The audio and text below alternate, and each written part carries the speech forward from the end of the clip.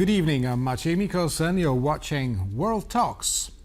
Lithuanian Prime Minister says Poland has agreed not to open border crossings with Belarus amidst mounting hybrid pressure from Minsk and Moscow. And to talk about it, we're joined by Kacper Wańczyk, former Polish diplomat, now the Academic Center of Strategic Analysis. Good evening. Good evening. Thank you for having me. Thank you for accepting our invitation. First, I'd like us to listen to Lithuanian Prime Minister Inga Ruginienė. Yesterday, I spoke with the Polish Prime Minister on the phone. It was actually a very detailed, comprehensive conversation, and when we decided that the Polish Prime Minister would postpone the opening of the borders. This means that we are coordinating actions together, and for today, the borders will be closed in both Poland and Lithuania. And so we have the first reactions from Belarus, and I really hope that there will be those reactions, that we will not tolerate any hybrid attack, and will do everything to manage threats and ensure the safety of our residents. Now, the question here is whether this decision is final, or is Poland still reconsidering opening its borders with Belarus, border crossings with Belarus? Yes, I do believe that there were some changes in that decision during the week. So I believe we started the week with the announcement that two border crossing points will be open. Then we have a discussion with Prime Minister Ruginienė, and after that we had a declaration that these two border crossing points will remain closed. And then I understand midday I read a statement by government's press officer who said that these border crossing points will remain closed by the mid of November. So I understand that there is probably some kind of discussion within the Polish government, as well as a discussion between Vilnius and Warsaw, because it seems that this decision is still being in a process of working out. Now the question is here whether it works, whether it works at all, because we're closing these borders from time to time, and nothing, as a matter of fact, changes in Belarus. Belarus is still sending migrants over the Polish border.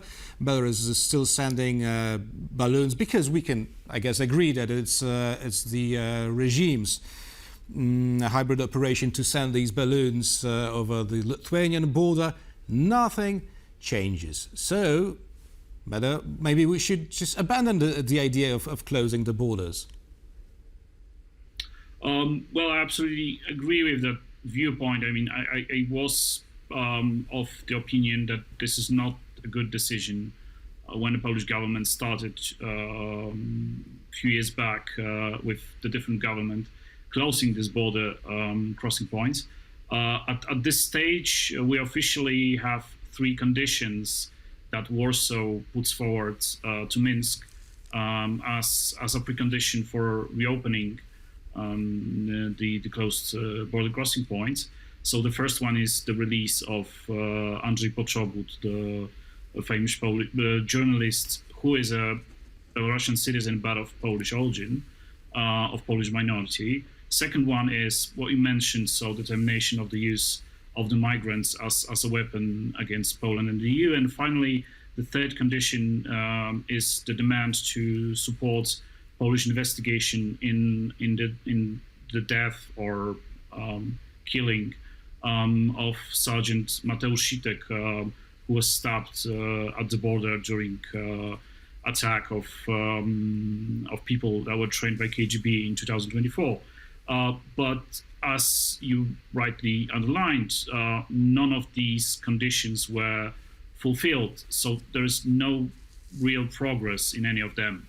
But I also understand that from the point of view of Warsaw, it is difficult to just back out from this decision. I mean, the decision has been made. The border crossing points were closed.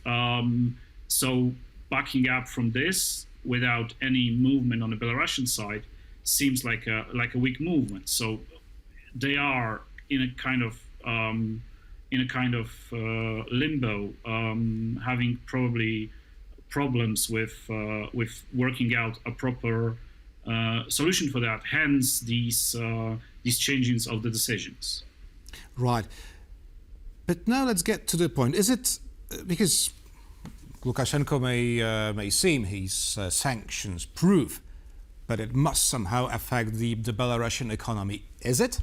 Is it affecting Belarusian economy? And well, as the saying goes, every stick has two ends. Maybe it's affecting mostly Poland and the Baltic states.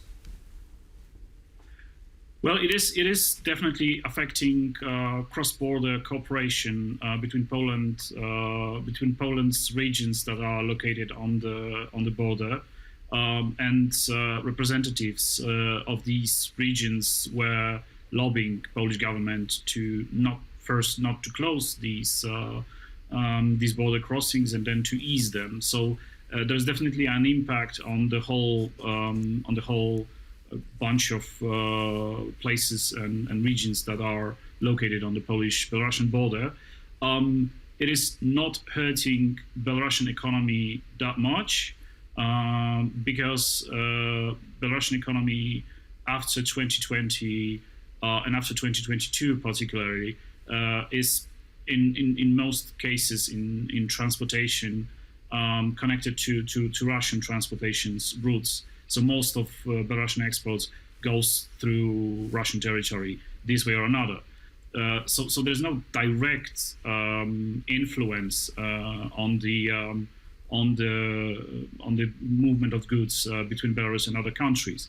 And also another important issue here is that Polish government seems to focus on goods transportation rather than people movement. So these border crossing points that were in the end opened were the ones that are only for goods transportation. So these small exchanges still ongoing, but still the only way you could use to travel to and from Belarus is the border crossing point in Brest. The other ones are still closed. So it is, instead of hurting Belarusian economy or Lukashenko's economy, if one may say that, it is rather hurting Belarusian population.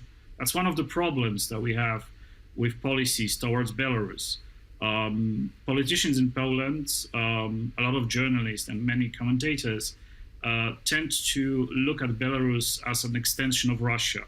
So they see Lukashenko as just an extension of Russian government, and they see Belarusian society as equal in philosophy or approach to social relations to a Russian one, which is not true.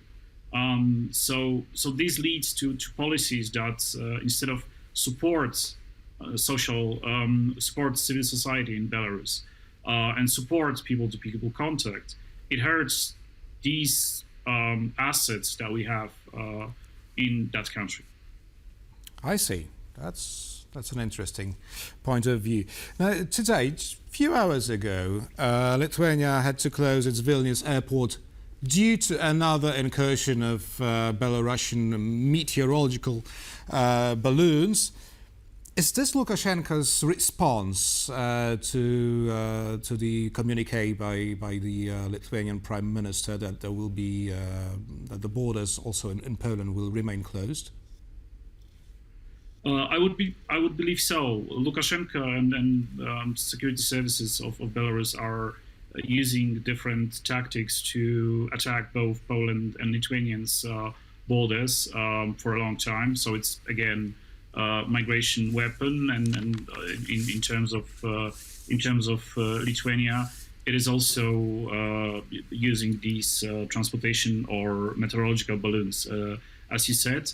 But if I may, I would also add a little bit of internal Lithuanian context to the issue of border crossing, because I believe it is also important to understand what is the dynamics in the relationship between Belarusians in Lithuania and Lithuanian-Belarusian contacts on the state level. So Lithuania was for a very long time a very close cooperator in terms of economy of the Belarusian authorities, and it earns significant amounts of resources from transportation through Lithuanian ports to the west. This has been significant. This has been closed, not diminished. This has been closed with sanctions after 2020, and even more strengthened after 2022. So there is a strong loss of income in certain groups in Lithuania. Another important political issue that is connected with in my opinion, with the decision to close these two final border crossing points between Lithuania and Belarus is the internal dynamics. So current government in Lithuania is composed inter alia of the Dawn of Neumanas, or the Dawn of Neumann party, which is right-wing party that criticized very heavily presence of Belarusians in Lithuania. This has been problematic since 2024.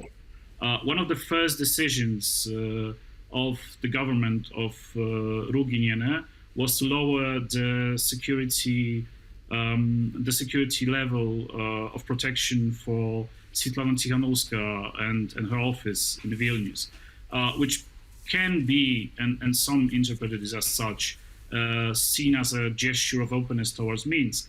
But it was suggested that it's more a gesture towards the Dawn of Neumanas in order to keep the coalition stable.